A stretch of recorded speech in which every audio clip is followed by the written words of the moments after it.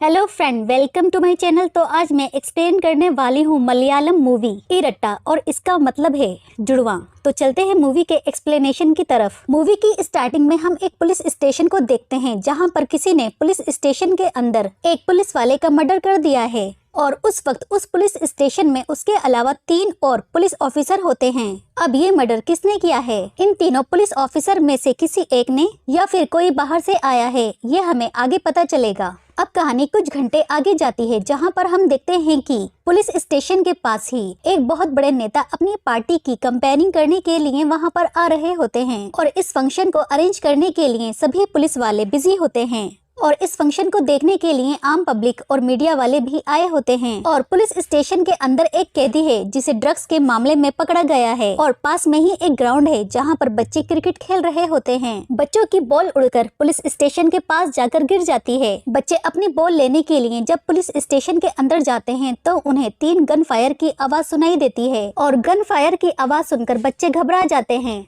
इसके बाद scene shift होता है पुलिस स्टेशन के अंदर जहां पर हम देखते हैं कि इंस्पेक्टर विनोद की किसी ने गोली मारकर हत्या कर दी है और ये न्यूज डीएसपी प्रमोद को दी जाती है, जो इंस्पेक्टर विनोद के जुड़वा भाई होते हैं। वो अपने जुड़वा भाई की डेड बॉडी को देखकर टूट जाते हैं और यहाँ पर सभी का शक उस वक्त मौजूद उन तीनों पुलिस ऑफिसर के ऊपर होता है और इन तीनों पुलिस वालों के साथ विनोद का किसी न किसी वजह से झगड़ा हो चुका था। डीएसपी प्रमोद फ्लैशबैक में जाता है जहां पर वो याद करता है कि एक बार इंस्पेक्टर जॉन प्रमोद के पास कंप्लेंट लेकर आया कि मेरे रिश्तेदार की एक लड़की विनोद के पास कंप्लेंट फाइल कराने के लिए आई, लेकिन विनोद उनके घर पर जाकर उस लड़की के साथ इंक्वायरी के नाम पर बदतमीजी करने लगा। और जब मैंने विनोद को इस बारे में पूछा तो विनोद मेरे साथ मारपीट करने लगा। बाद में डीएसपी प्रमोद अपने भाई विनोद को बुलाते हैं तो विनोद प्रमोद से कहता है कि आपसे अपनी फैमिली तो संभाली नहीं जाती तो आप मुझे क्या संभालोगे। इसके बाद विनोद जॉन को देखकर कहने लगता है कि मैं आज भी फिर से उस लड़की के पास जाऊंगा और मैं देखता हूँ कि कौन मुझे रोक सकता है। इसके बाद हमें दूसरे पुलिस ऑफिसर संदीप की स्टोरी बताई जाती है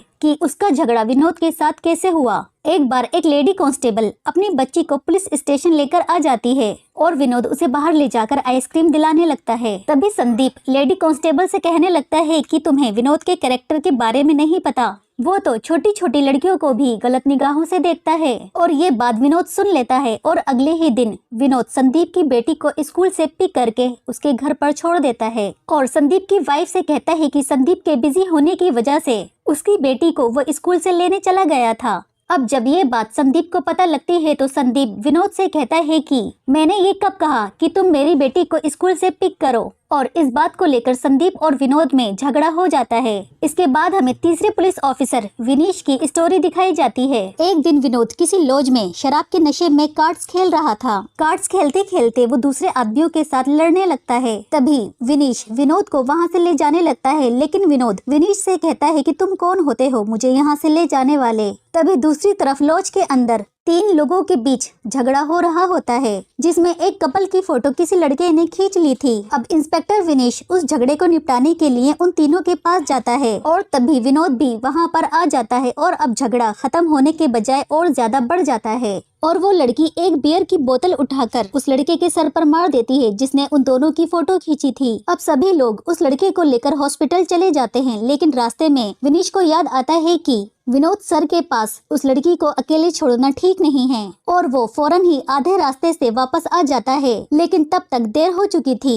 एएसआई विनोद उस लड़की का रेप कर चुका था। विनीश ने इंस्पेक्टर विनोद को बहुत बुरा भला कहा। विनीश ने इस कंप्लेंट को सीनियर ऑफिसर को बताया, लेकिन इस मामले को वहीं पर रफा दफा कर दिया गया। इसके बाद हमें इन दोनों जुड़वा भाई एएसआई विनोद और डीएसपी प्रमोद की बैक स्टोरी दिखाई जाती है, जहां पर विनोद और प्रमोद की मां अपने दोनों बच्चों को लेकर अपने पति से अलग रहना चाहती थी, क्योंकि विनोद और प्रमोद का पिता एक नंबर का शराबी था और वो शराब पीकर डेली अपनी पत्नी को मारा करता था। और एक दिन इसी लड़ाई में विनोद और प्रमोद के पिता अपने साथ विनोद को लेकर चले जाते हैं, लेकिन विनोद अपने पिता के पास नहीं रहना चाहता था। वो अपने पिता के घर से भागकर अपनी माँ के पास आता है, लेकिन वो देखता है कि उसकी माँ के घर पर ताला लगा हुआ है और विनोद को पता लगता है कि उसकी माँ और भाई गांव छोड़कर चले गए हैं, जिसे देखकर विनोद को बहुत बुरा लगता है। दूसरी तरफ विनोद के पिता का नेचर बहुत बुरा था और वो लड़कियों के साथ गलत काम करता था, यहाँ तक कि वो छोटी छोटी बच्चियों को भी नहीं छोड़ता था। और एक दिन विनोद के पिता एक बच्ची के साथ जबरदस्ती करते हैं और उस बच्ची के घर वाले विनोद के पिता को जान से मार देते हैं। विनोद अपने पिता को अपनी आंखों के सामने मरते हुए देखता है, लेकिन उनकी कोई मदद नहीं करता, क्योंकि विनोद अपने पिता से अंदर ही अंदर बहुत नफरत करता था। और यहाँ पर हमें पता लगता है कि विनोद का जो नेचर है वो अपने पिता से ही इंस्पायर है। अब सीन शिफ्ट होता है प्रेजेंट में, जहाँ पर हमें पता लगता है कि विनोद के मर्डर का शक इंस्पेक्टर विनीश पर किया जाता है, क्योंकि जिस गन से मर्डर किया गया था उस पर इंस्पेक्टर विनीश के फिंगरप्रिंट हैं।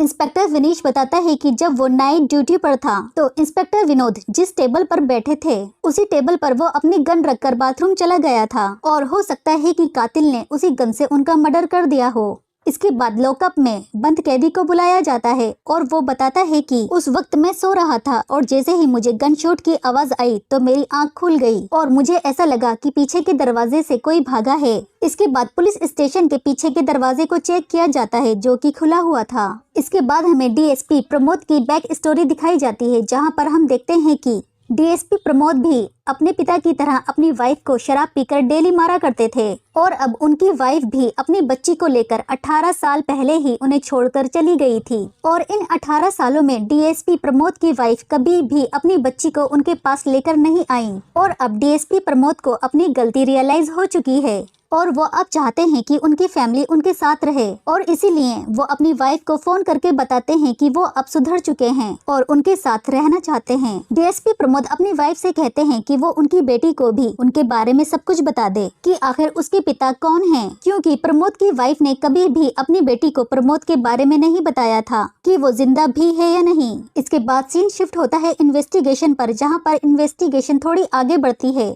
और यहाँ पर इंस्पेक्टर विनोद का एक ऑडियो मैसेज मिलता है जिसमें वो कह रहे होते हैं कि वो अपनी पत्नी के साथ छुट्टी मिलने पर घूमने जाएंगे। इसके बाद हमें इंस्पेक्टर विनोद की पत्नी के बारे में बताया जाता है। एक बार पुलिस स्टेशन में एक लड़की का केस आता है जहाँ पर उसका पति तंत्र मंत्र की विद्या करके उसे रोज मारता था, क्योंकि उसके पति का मानना था कि उसकी पत्नी के अंदर कोई चुड़ैल है और वो अपनी पत्नी को मार मार कर उस चुड़ैल को अपनी पत्नी के अंदर से बाहर निकालना चाहता था। और जब ये केस इंस्पेक्टर विनोद के पास आता है तो वो उस लड़की के पति को पकड़कर लॉकअप में डाल देते हैं, और अब उस लड़की के पास रहने के लिए कोई जगह नहीं होती, तो इसीलिए इंस्पेक्टर विनोद उस लड़की को लेकर अपने घर चला जाता है। अब वो लड़की और इंस्पेक्टर विनोद साथ में कुछ टाइम स्पेंड करते हैं और अब इंस्पेक्टर विनोद उस लड़की को पसंद करने लगता है। अब उस लड़की की वजह से इंस्पेक्टर विनोद का नेचर पूरी तरह से बदल चुका था। वो पहले की तरह ठरकी और नशेड़ी बिल्कुल भी नहीं रह गया था और अब विनोद पूरी तरह से सुधर चुका था।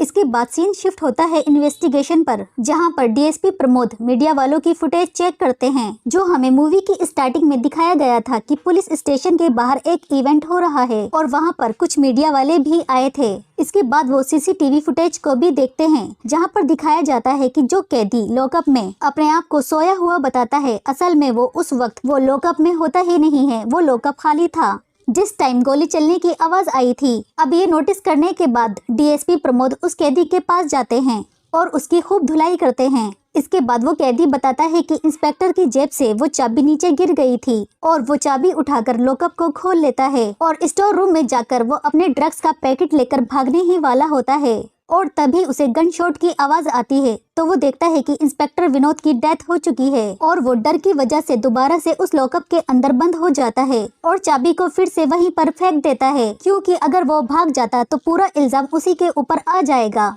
इसके बाद डीएसपी प्रमोद कैदी का बयान सुनने के बाद फिर से वो फुटेज चेक करते हैं, जहां पर दो बच्चे क्रिकेट खेल रहे होते हैं जो हमें मूवी की स्टार्टिंग में दिखाए गए थे, और दूसरी तरफ सीनियर ऑफिसर डीएसपी प्रमोद से कहती हैं कि हमें इसका इल्जाम इंस्पेक्टर विनीश पर डालना होगा क्योंकि ऊपर से बहुत प्रेशर आ रहा है। और तभी डीएसपी प्रमोद कहते हैं कि इंस्पेक्टर विनोद ने सुसाइड की है, ना कि उनका मर्डर हुआ है। और ये सुनकर सीनियर ऑफिसर चौंक जाती हैं कि आखिर एक आदमी अपनी सुसाइड से पहले जो कि बहुत खुश था और अपनी बीवी के साथ बाहर घूमने जाने वाला था, तो वो सुसाइड कैसे कर सकता है। इसके बाद वो दोनों बच्चे आते हैं और अपनी स्टोरी बताते हैं कि जब वो पुलिस स्टेशन के अंदर अपनी बॉल लेने के लिए आए थे तो उन्होंने बॉल उठाते वक्त खिड़की से देखा कि इंस्पेक्टर विनोद टीवी देख रहे होते हैं और टीवी देखते देखते वो अपने आप को गोली मार लेते हैं। अब जैसे ही बच्चे ये बयान देते हैं तो सब हैरान हो जाते हैं कि आखिर इंस्पेक्टर विनोद ने सुसाइड क्यों किया होगा। इसके बाद डीएसपी प्रमोद उस टीवी फुटेज को निकलवाते हैं जिसे देखकर इंस्पेक्टर विनोद ने सुसाइड की थी।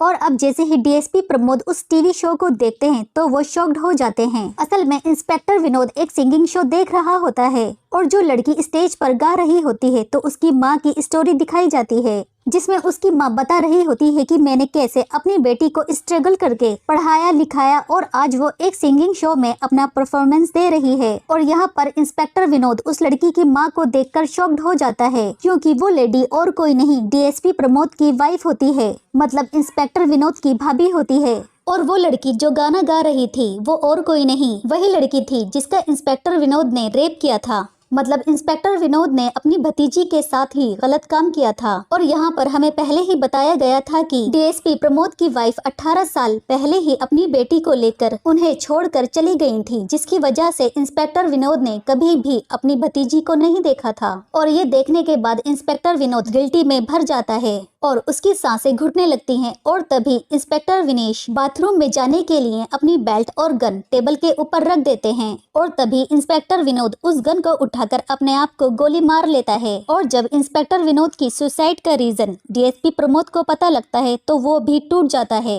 क्योंकि वो भी अब अपनी पत्नी और बेटी के साथ रहना चाहता था। और अब वो अपनी वाइफ को फोन करके कहता है कि मैं अब तुमसे कभी भी नहीं मिल सकता और ना ही तुम मेरे बारे में हमारी बेटी को बताना और ना ही उसे ये बताना कि उसके पापा कैसे दिखते हैं, क्योंकि वो जब भी अपने पापा को देखेगी तो उसे अपने रेपिस्ट का चेहरा नजर आएगा, क्योंकि विनोद और प्रमोद जुड़वा होते हैं और उन दोनों का चेहरा एक जैसा होता है। और इसी के साथ इस मूवी का एंड हो जाता है। फ्रेंड्स, आपको इस मूवी का एक्सप्लेनेशन कैसा लगा हमें कमेंट्स बॉक्स में जरूर बताएं। साथ ही हमारे चैनल को सब्सक्राइब करें और वीडियो को लाइक करें। मिलते हैं किसी और लेटेस्ट मूवी के एक्सप्लेनेशन के साथ, तब तक के लिए बाय।